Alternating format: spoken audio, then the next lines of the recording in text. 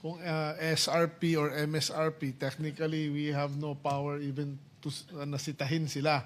Kaya yun din isang request ko na baka pwedeng may legislation tayo na especially in emergency, na the DA can do price controls on certain agri-goods. Pero in the meantime po, ang tindi ng inyong registry and supervision over retailers, market vendors, markets, may magagawa naman siguro kayo. Hindi naman pwedeng sabihin may kulang sa batas, tapos na.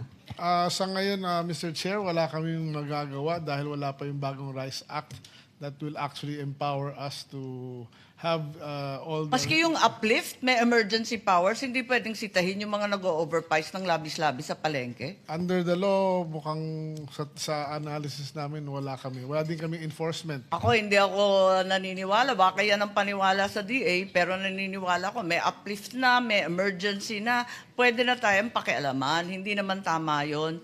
Pero sige po. Sige, ma'am. I will tignan do po more natin research. yung uplift po.